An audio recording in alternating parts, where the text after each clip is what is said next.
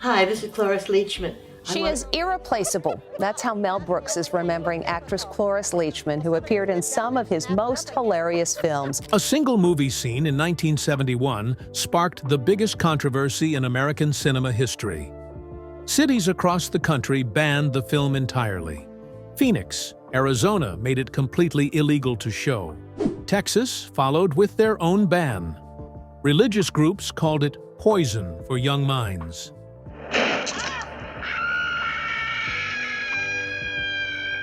Federal courts had to step in and fight for free speech.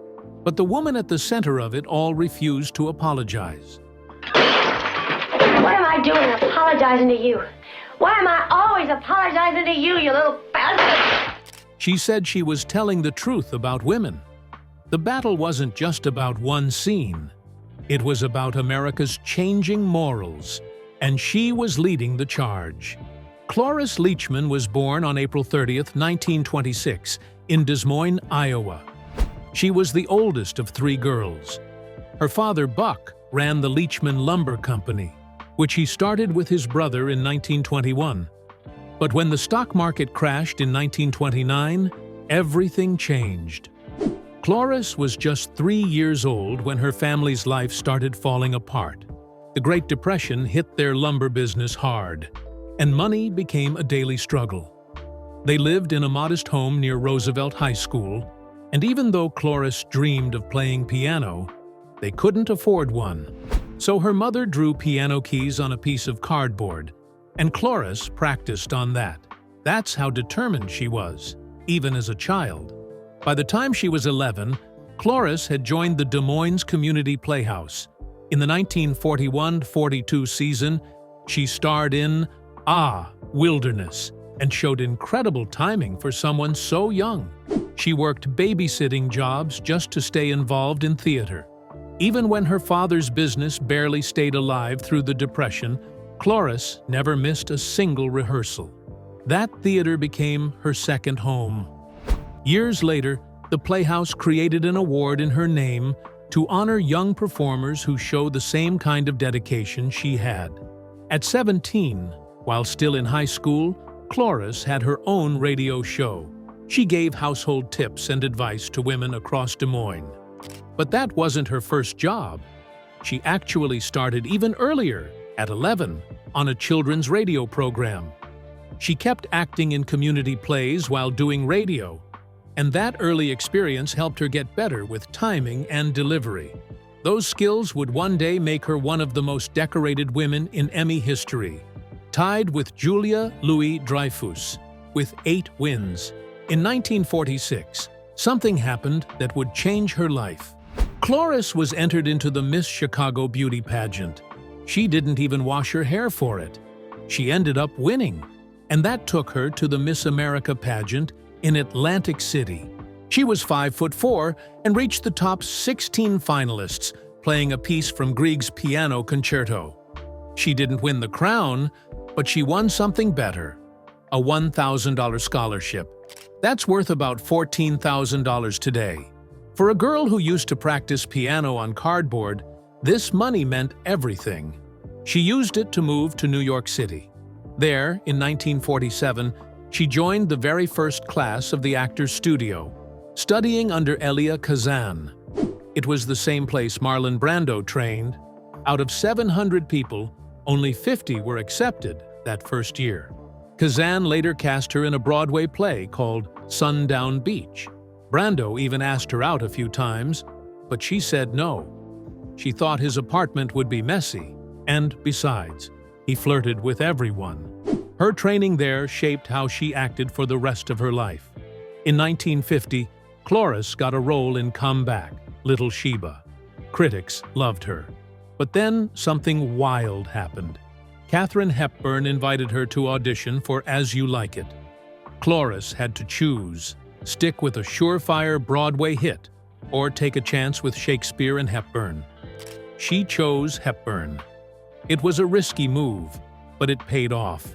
The show ran for 6 months on Broadway, and Cloris became one of the most talked-about new actresses in town. Her film debut came in 1955 with Kiss Me Deadly.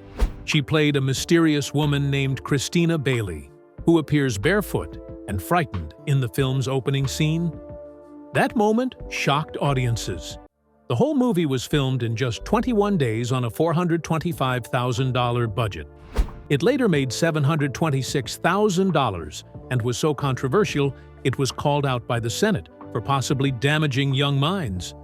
But over time, it became a classic and was added to the National Film Registry in 1999.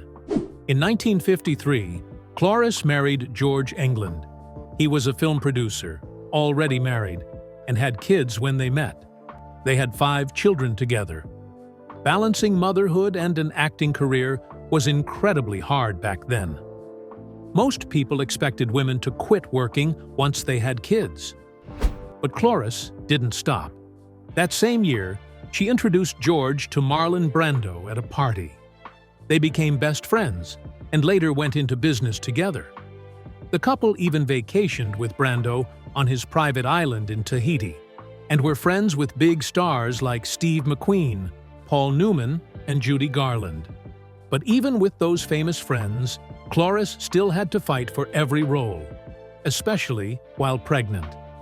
In 1970, everything changed again when she joined the Mary Tyler Moore Show as Phyllis Lindstrom. She played Mary's know-it-all landlady. For having the nerve to stay here after that humiliating experience. People either loved Phyllis or couldn't stand her, but no one could ignore her. Cloris made her so funny and bold that she won back-to-back Emmy Awards in 1974 and 1975. Her character was nothing like the typical sweet or motherly roles women usually played on TV back then. Phyllis was annoying, opinionated, and unforgettable. In 1975, CBS gave Cloris her own show called Phyllis. It followed the character moving to San Francisco with her daughter after her husband's death. The show dealt with bold topics for that time. One episode about teenage sexuality caused so much controversy that CBS almost didn't air it. Still, Cloris won a Golden Globe for Best Actress. But the show was hit with tragedy when 2 older cast members died within a month of filming a key episode.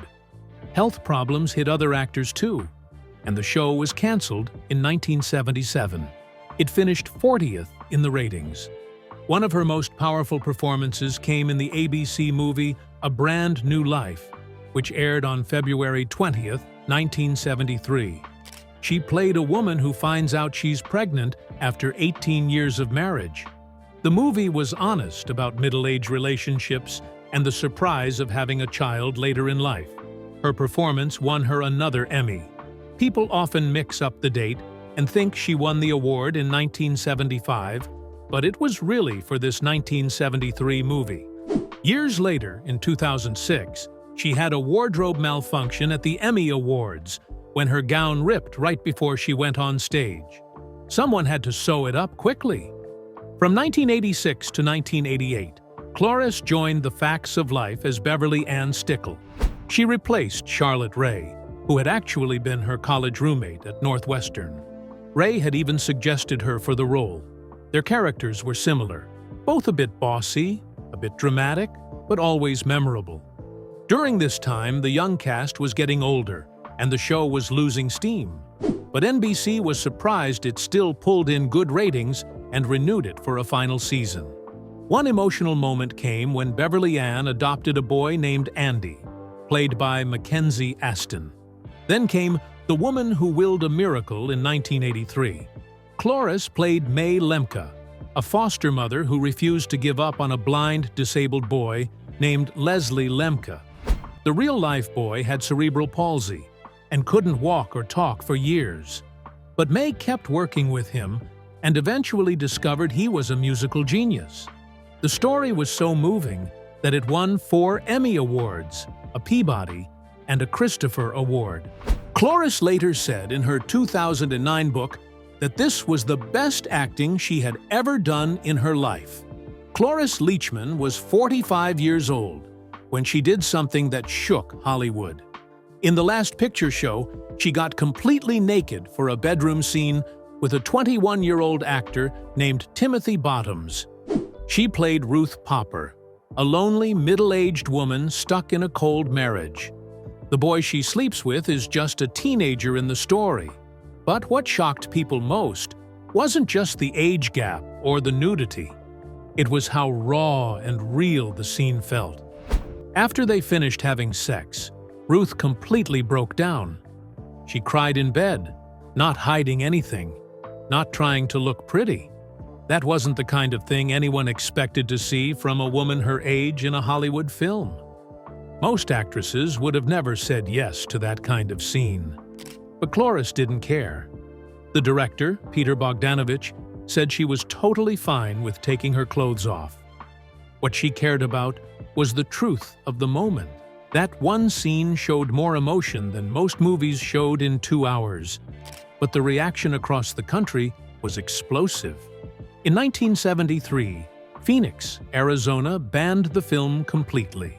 They said it broke obscenity laws. Drive-in theaters had to stop showing it, and Columbia Pictures was forced to pull the movie. Then they had to fight in court just to get it shown again. Texas followed. In Louisiana, the local district attorney tried to block screenings too. The outrage wasn't just about Cloris's bedroom scene. People were also furious about the strip scene with Sybil Shepherd. Religious groups said the whole movie was poison. Some thought it would corrupt kids and destroy morals. But in the end, federal courts said the film wasn't obscene. That ruling became a landmark moment for free speech in movies. The battle wasn't just about one film. It was about the old 1950s rules crashing into the new 1970s reality. Then came the Oscars. On March 27, 1972, Cloris walked on stage to accept her Academy Award for Best Supporting Actress. Everyone expected a short, polite thank you speech. But she didn't give them that. She said she was having an amazing life, and it wasn't over yet. Then she started thanking people from her childhood. Her piano teacher, her dance teacher, her dad, Buck Leachman, who paid for all of it. The crowd clapped because they understood what that meant during the Depression. But then she got emotional. Her voice cracked. She talked about her mother's imagination and strange sense of humor. It wasn't a Hollywood speech. It was messy, honest, and strange. Critics called it bizarre. But in that moment, Cloris showed people exactly who she was.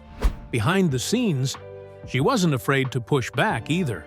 When Bogdanovich suggested using a body double, Cloris, flat out, refused. She said no one else could do it. She wanted people to see the truth of that moment, not a fake version. She wanted to rehearse the scene. But Bogdanovich said no. He thought if they practiced too much, it would lose its power. That disagreement only made the scene more intense. There were rumors of fights on set, but Cloris later said it was worth it. She called the whole thing artistic truth. She believed Ruth Popper needed to be seen in full, both physically and emotionally. That choice helped change how Hollywood looked at middle-aged women in film. Her performance also caused bigger debates across America. People weren't used to seeing a woman in her 40s show that much pain, need, and desire on screen. Churches protested. Parents boycotted. Some theaters got picketed. And Cloris, who had once been seen as a safe, family-friendly actress, was suddenly seen as dangerous. But the truth is, she opened the door for other women to take on honest, powerful roles. The movie marked a turning point. The old days of hiding everything behind polite smiles were over. People were finally ready for something real. And Cloris didn't stop there. In 1974, she played Frau Blücher in Young Frankenstein. Every time her name was said, horses screamed in the background. It became a running joke. Her voice, her timing, the way she stared at people, it all became comedy gold. When she said, "Yes, he was my boyfriend," people howled. She had gone from raw emotion to perfect slapstick. She was fearless. Then, in 1977, she played Nurse Diesel in High Anxiety. She wore a tight black outfit, slicked her hair back, and became the most terrifying nurse anyone had ever seen. Critics compared her to Nurse Ratched, but funnier. She didn't care how she looked. She just cared that it worked. She leaned into every line, every moment, with full commitment. In the 2000s, she showed up on Malcolm in the Middle as Grandma Ida. She was mean, manipulative, and unforgettable. She won 2 Emmy Awards for it. One episode was called Bride of Ida, and people couldn't believe how dark and funny she was willing to go. She was no sweet grandma. She was a nightmare, and people loved it. Then came Dancing with the Stars in 2008. She was 82 years old, the oldest contestant the show had ever allowed. Producers turned her down twice, saying she was too old, but she didn't give up. The third time, she got in. She danced for 4 weeks.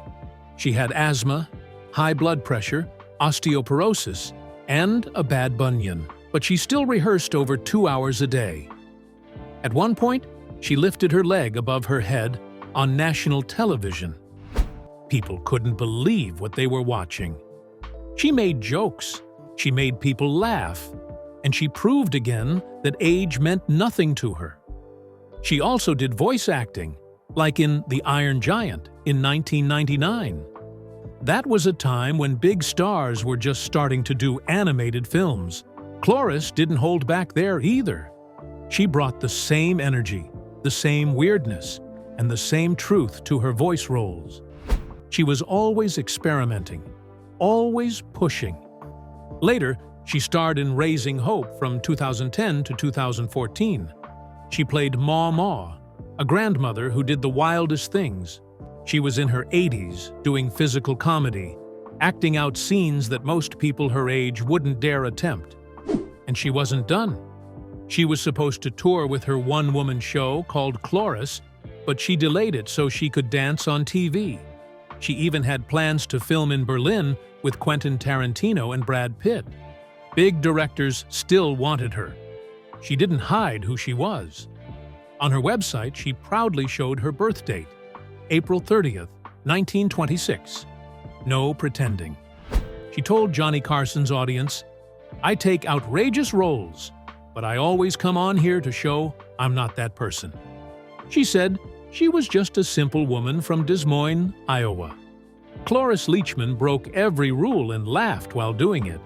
She wasn't afraid of age, shame, nudity, or criticism. Whether it was crying in bed on camera, making horses whinny with a single word, or lifting her leg on live TV at 82, she lived her career with fearless honesty. And that's why no one ever forgot her. Cloris Leachman was already pregnant when her husband George England betrayed her in the most painful way. It was the 1950s, and one day the phone rang. On the other end was Joan Collins. She didn't whisper or hesitate. She boldly told Cloris, "I'm in love with George. He just left my place. What are you going to do about it?" Cloris, carrying their unborn child, was crushed. The stress and heartbreak became too much. She lost the baby. Still, she chose to stay with George. Over the years, they had 5 children and tried to move forward. But Joan Collins later ended the affair too, after realizing George was still sleeping with Cloris. Even though they had an open marriage, this wound never really healed. The memory of the baby they lost and the cruelty of that call stayed with Cloris forever. Years later, another tragedy shattered her world. In February 1986, Cloris's 30-year-old son, Brian England, was found dead in a cheap YMCA room in Manhattan. He had checked in under a California address. The room cost just $22 a day. A maid found his lifeless body lying on the bed. There were 2 bottles of ulcer medicine nearby. Some reports said it was those pills. Others blamed cocaine. Brian had once shown promise in movies like The Prowler and Crazy Mama, but drugs had taken over his life. Cloris said she did everything she could. She didn't want to lock him up like a criminal, but she couldn't save him. Even in 2008, she admitted she still thought about him every single day. Her 2009 memoir didn't hold anything back. In it, Cloris revealed her wild one-night stand with Gene Hackman in 1974. They were both in San Francisco working on different films. She said there was something in the air, like a magnetic pull between them. They didn't even finish their dinner. They just rushed upstairs and made love. She described it as epic. Around the same time, Ed Asner had told her he loved her too. She told him he had to lose 32 pounds first. He lost 29 before gaining it back, and their deal quietly faded. These stories shocked everyone, especially because Cloris had always played sweet, wholesome characters on TV. People often judged her for being a working mother. Cloris had 5 kids, but during the 1970s, she was constantly traveling for shows and films. When she joined the Mary Tyler Moore Show in 1970, she had to spend long hours away from home. Neighbors, like Lorna Luft, noticed. Lorna once said, Cloris felt more like a mom you'd see on television than a real one. Rumors spread that she would leave her babies for weeks during location shoots, trusting nannies to care for them. In those days, moms were expected to stay home. The press often questioned if Cloris's children suffered while she chased Emmys and roles. But Cloris wasn't afraid to stand up for what she believed in. In the 1980s, her vegetarian activism shocked people. She chained herself to slaughterhouses. She once wore a dress made of cabbage and lettuce for a PETA campaign. She got arrested several times for trespassing and disturbing the peace. In interviews, she even compared eating meat to murder. Fans who loved her as America's TV grandma couldn't understand why she was now wearing vegetables and getting arrested. But Cloris didn't care. She said what she meant and meant what she said. She made history with her acting. Between 1973 and 2006, she won 8 Primetime Emmy Awards and was nominated 22 times. In 1973, when she won for A Brand New Life, she used her speech to criticize gender-based award categories. She said dividing actors by gender was outdated and unfair. "We don't have separate awards for tall and short actors," she told the crowd. Some thought she was ungrateful. Others called her brave. It was the middle of the women's liberation movement, and her words sparked a fire in the industry. After winning an Oscar in 1972 for The Last Picture Show, Cloris expected more respect. But when she lost in 1975 for Young Frankenstein, she lashed out. She said the Academy was just a sexist old boys club that gave awards to pretty faces, not real talent. She was furious that women's comedy roles were ignored. "They expect us to cry to win," she said. Her words caused a storm. The Academy president at the time said she was being unprofessional, but many actresses secretly agreed. In 1976, Cloris won a Golden Globe for Phyllis. Instead of thanking people, she used her time on stage to attack CBS. She said they tried to make her character boring and lifeless. She called out the executives by name. The room went silent. Her speech was censored on TV. Rumors later claimed that CBS blacklisted her. Her team denied it, but something had clearly changed. When she got her star on the Hollywood Walk of Fame in 1980, things didn't go smoothly either. She refused to kneel down for the photo. Her star was at 6435 Hollywood Boulevard, near a souvenir shop. She told reporters it was a terrible location. "I've won 8 Emmys and an Oscar," she said. "And they put me next to a junk store?" She stood with her arms crossed while officials begged her to calm down. She only left after 20 long minutes. In 1984, Cloris won a Daytime Emmy for her role in The Woman Who Willed a Miracle.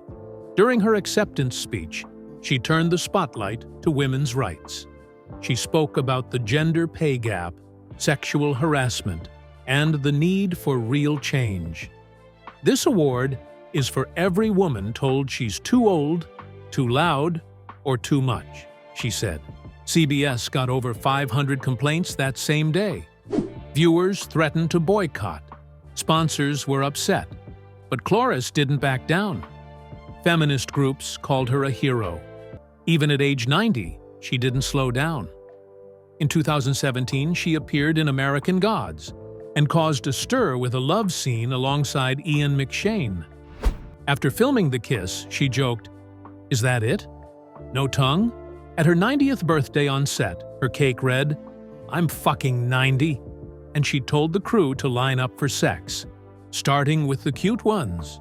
The headlines were wild, but Cloris was having fun. From 2012 to 2020, she voiced Meryl on Bob's Burgers, adding her usual wild edge to the cartoon. Fans loved it. One Reddit user even said they didn't see Louise as a full character until they found out Cloris voiced Meryl. Even while battling health issues in the 2010s, Cloris stayed open and funny. She had osteoporosis and knee surgery in 2009. She called herself a bucket of noodles. Still, in 2008, at age 82, she competed on Dancing with the Stars. Her honesty about aging made people admire her even more. Cloris Leachman passed away on January 27, 2021, at age 94. She died at home in Encinitas, California. Her final movie, Jump, Darling, had just been completed in 2020. Even in her last years, she worked non-stop. Tributes called her irreplaceable and celebrated her fearless spirit. She had spent nearly 70 years in the business.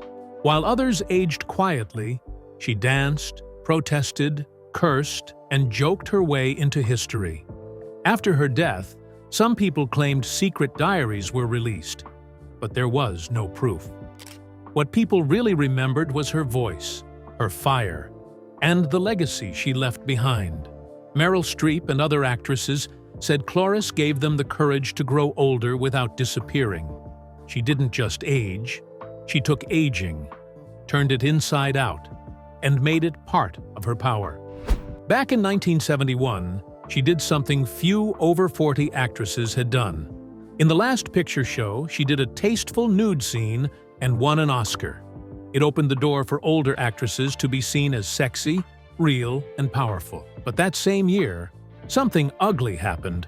Playboy published stolen nude stills from the movie. Cloris supported Sybil Shepherd in a lawsuit that changed Hollywood. After that, actors had to give written permission before any nude scenes could be shared or published. By 1975, this rule became standard. Because of her, actors got real legal protection.